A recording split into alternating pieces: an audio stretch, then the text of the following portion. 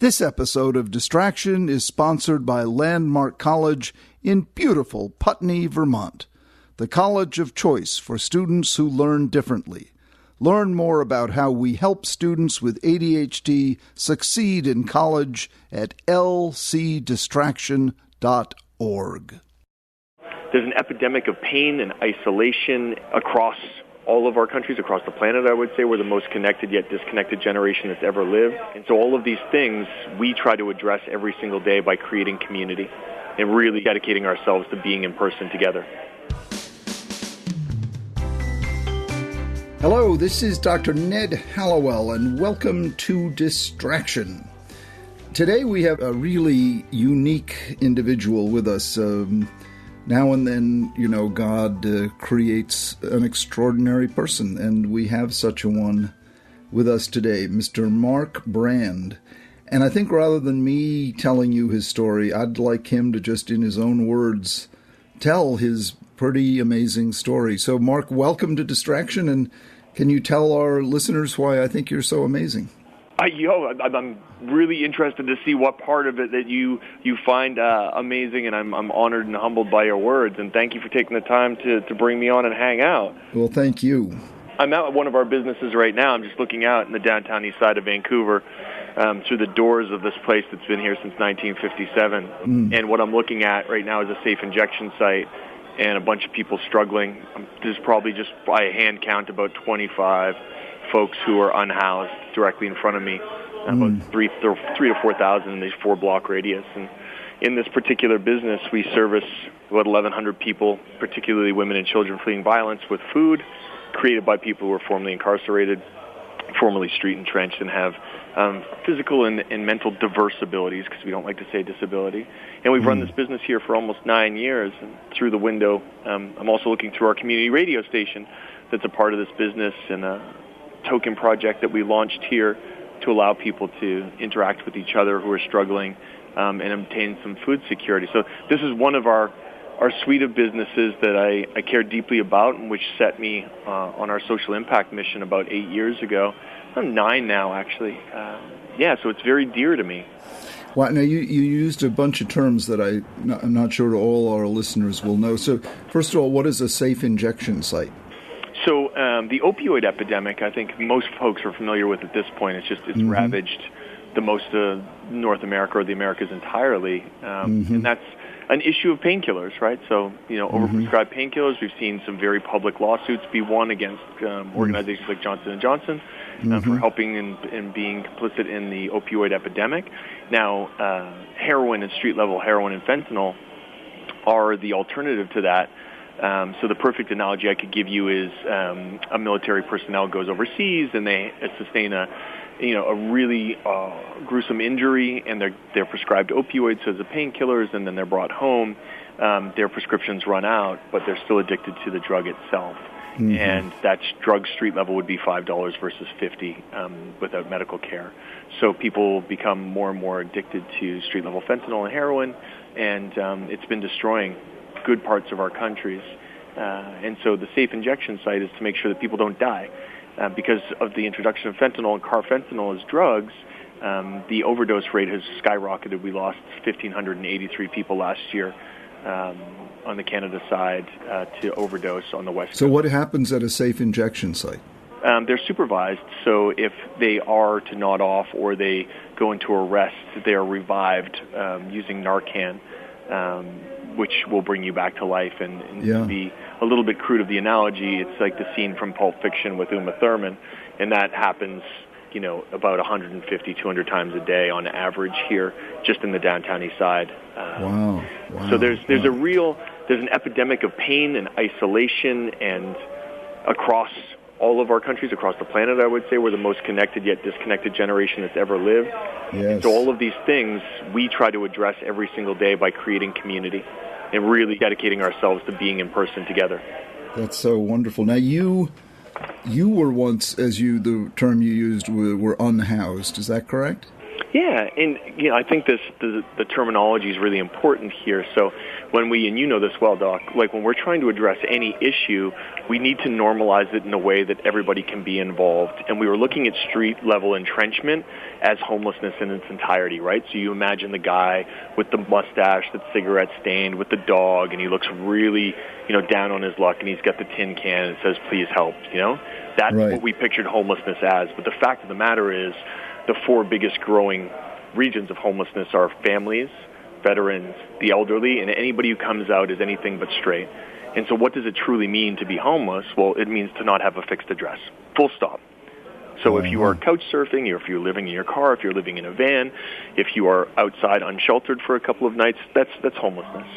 And so my mission was to help people understand it in a way that they could relate to more. And so I told and shared my story of having real struggles as a teenager, like many of us do, but not having a place to be. And then again, later in life, I found myself just really struggling to keep my mental health in check and battling with addiction.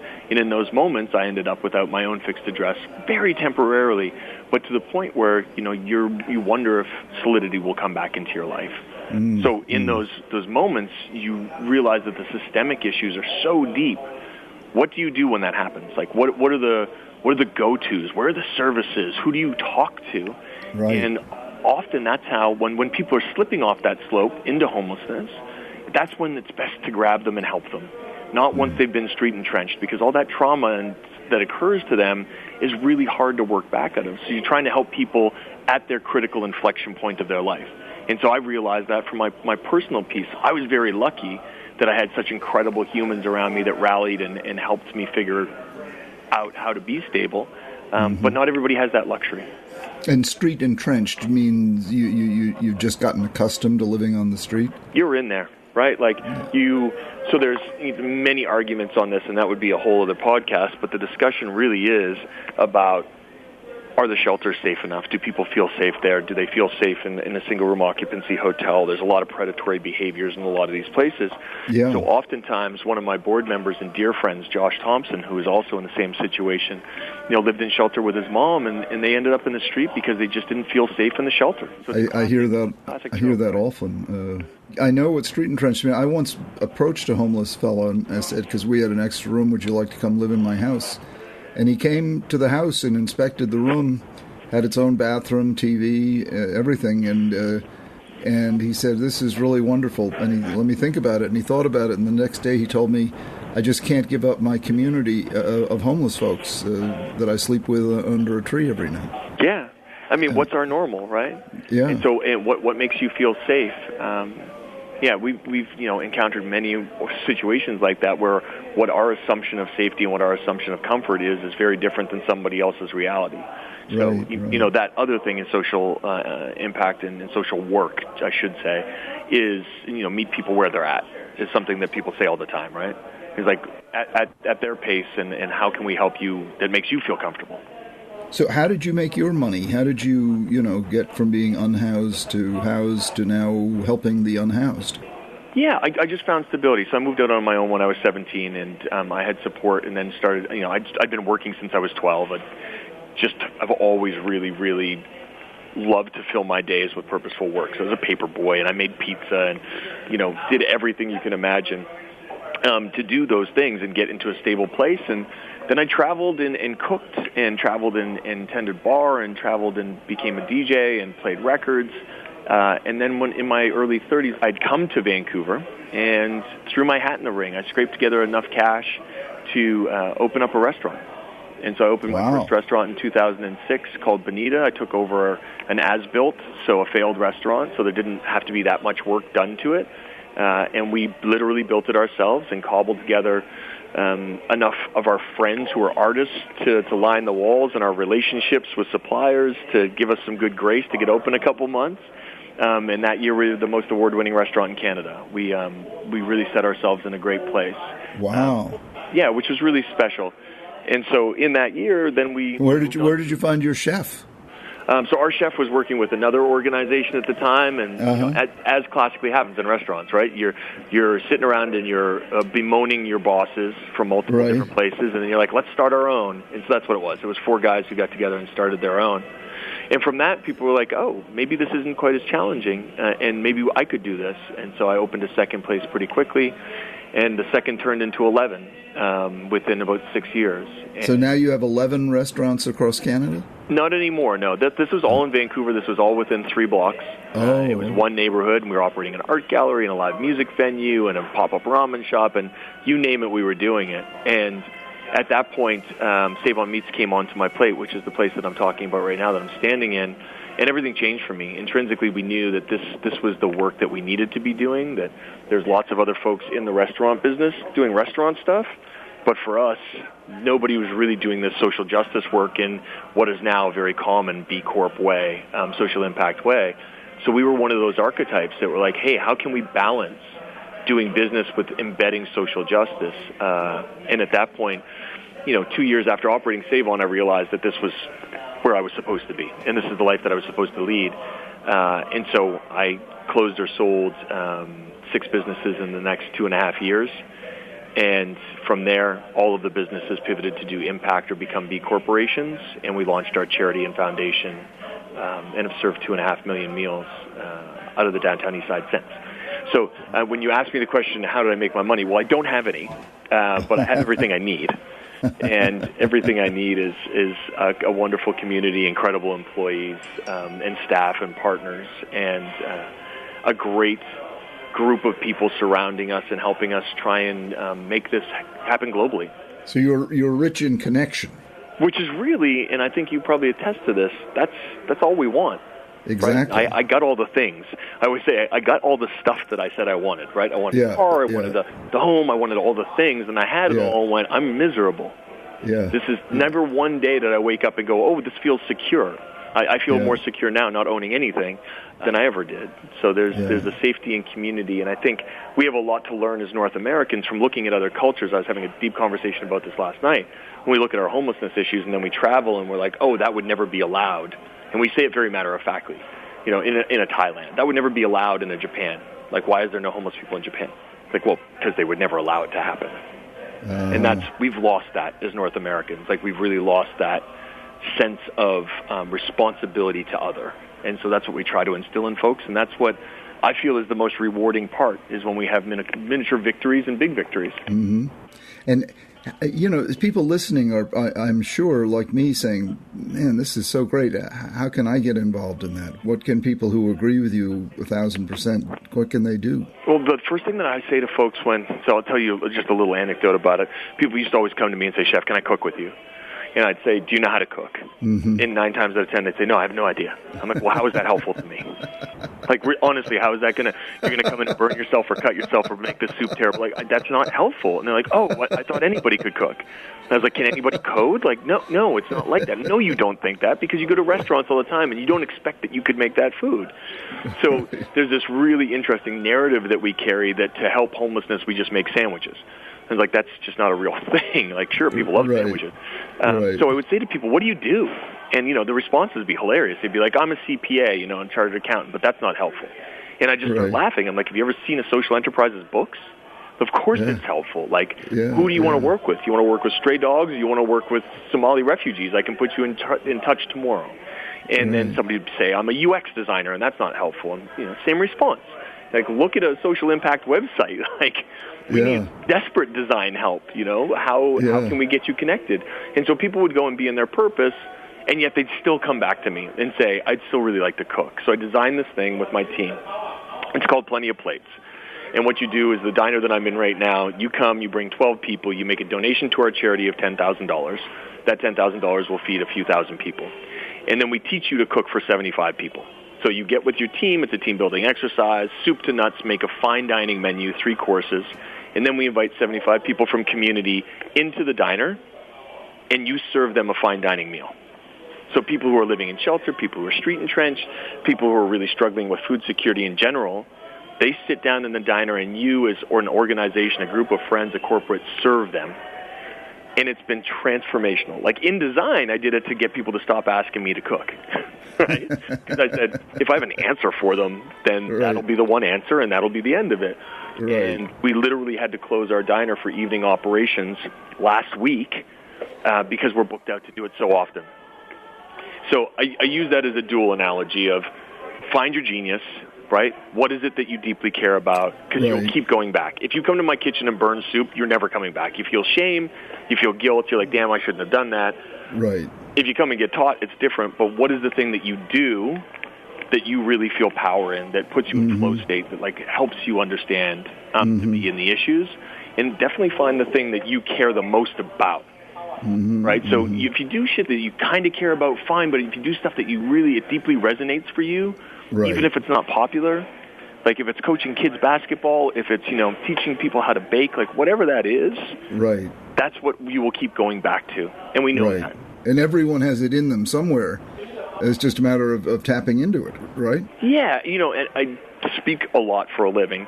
And I pretty much start most of my talks with, and this is not in any way religious, but just you're a miracle. Yeah. Like if you could come to terms with the fact that we make a million micro decisions every day, that we're the most complicated operating system that's ever existed. Like exactly. You're incredible. You honor that by showing up for it.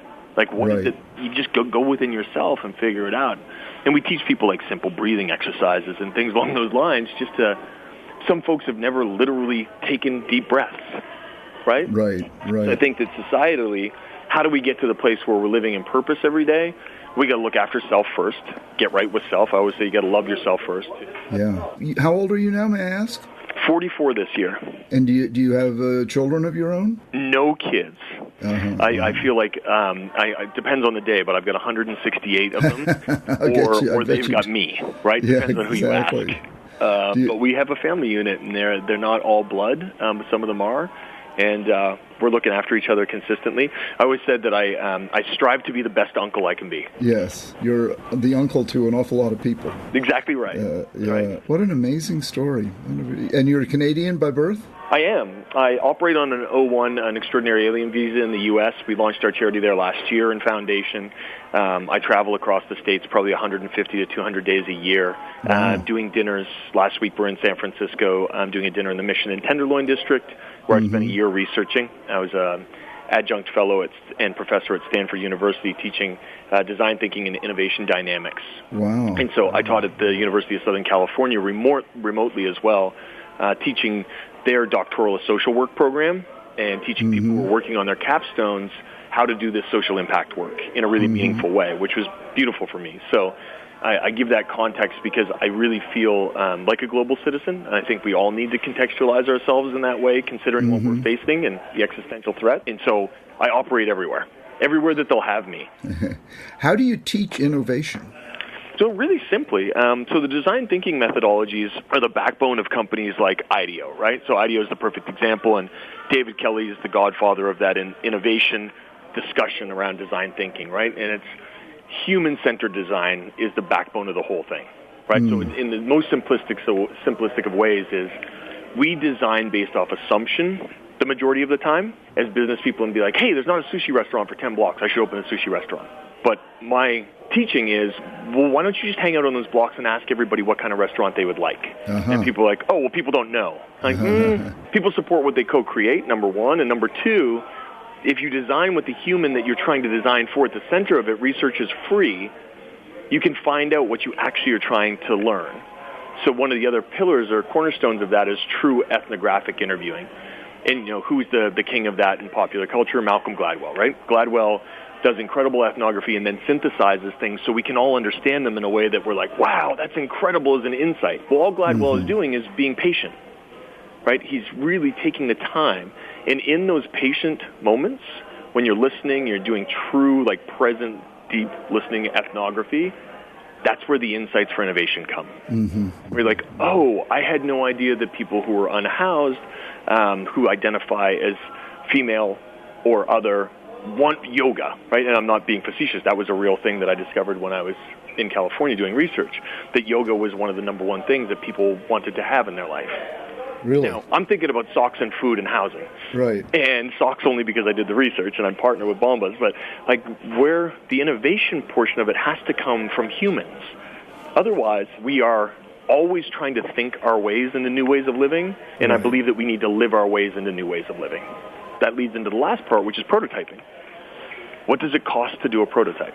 So with our token project, and I'll use this because it's the perfect, I think, innovation discussion tool, which is people don't give money to folks who are homeless because they don't trust them with it and they think they'll use it for drugs or alcohol. Mm-hmm. That's a fact, right? Mm-hmm. It's a bias, and it sucks, but it's also, in large, true in disparate neighborhoods because people are addicted to things. Now, you shouldn't choose what people do with their money. That's not up to you. But if you're not going to interact with somebody, we have to design for that. So we designed this plastic chip. The chip says sandwich. If somebody asks you for money because they're hungry, you take it out of your pocket and you hand it to them with full knowledge that they'll come into my diner and redeem it for one of 5 sandwiches, gluten-free and vegan options, because just because you're unhoused doesn't mean you don't have dietary restrictions.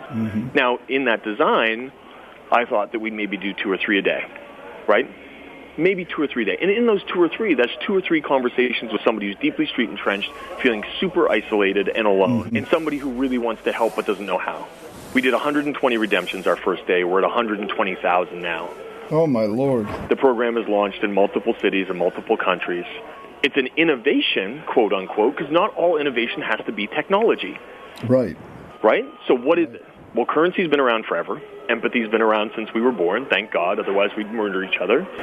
Right? Sandwiches aren't new. Right. A place to convene that's safe is not new. Yeah. But when you put all those things together and address isolation and homelessness, that's the innovation. Yeah. And people are blown away by it. They're like, this is so revolutionary. I'm like, it's just not. But it is innovation. It is, because you're bringing all these things that are so desperately needed together. You're so right. We're the most connected, disconnected we've ever been. That's it. So when we talk about innovation, that's how you teach it. You teach it through actual example. So I've got one of my students who I adore is working on a barbershop methodology for mental health in Black and brown communities. So actually training the barbers to be frontline mental health workers. That's wonderful. They sort of de facto are. That's what I'm saying. The hard skills. Bartenders are next, right? I was going to say the barber and the bartender, and then throw in the cab driver, and you got them all. That's it. You have your full mental health plan in check. So those things already exist, but how can we augment them? And how can we help people, really help others? Yeah. And so that's my focus in innovation is not on the next squared off truck by our friend Elon Musk. That's design. Not necessarily innovation. And so what does that look like? And so, I spend a lot of time working with organizations, corporates, governments on how they can approach these really complex problems in a human way. Boy, Mark, you are, what I said at the beginning, amazing, extraordinary.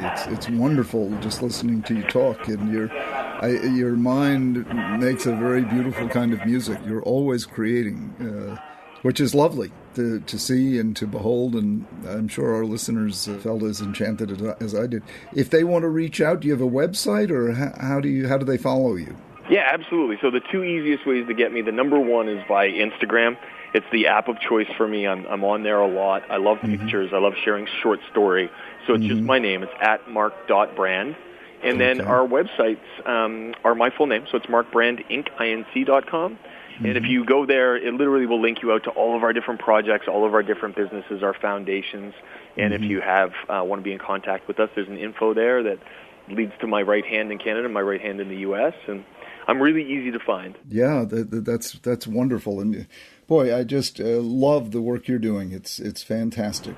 I really appreciate you taking the time, Dr. Ned, and the platform is not unnoticed, and I appreciate you just sharing your reflections with me, too. Well, thanks a million, Mark, and bless you in the work you're doing. It's wonderful. Much love, Doc. Take care of yourself. All right, well, that's our show for today. I hope you were as impressed with Mark Brand as I was. Really so wonderful to see how much you can do using the power of imagination and spirit, and how these people who are, as he puts it, unhoused or homeless entrenched, street entrenched, how not stereotypical they are.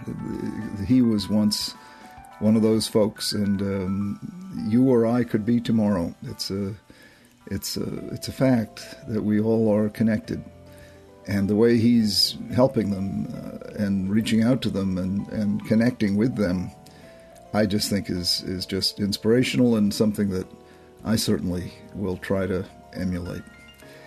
Anyway, to learn more about Mark, go to markbrandinc.com. And please reach out to us with your ideas. We depend upon your ideas. We depend upon your suggestions. Record a voice memo or write us an email and send it to connect@distractionpodcast.com. That's connect@distractionpodcast.com. Please reach out to us. Please send us your ideas and comments. We love them. We read them on the air. They liven up our broadcasts for sure. Distraction is created by Sounds Great Media. Our producer is the amazing Sarah Girton, and the podcast is recorded and edited by the equally extraordinary Pat Keogh.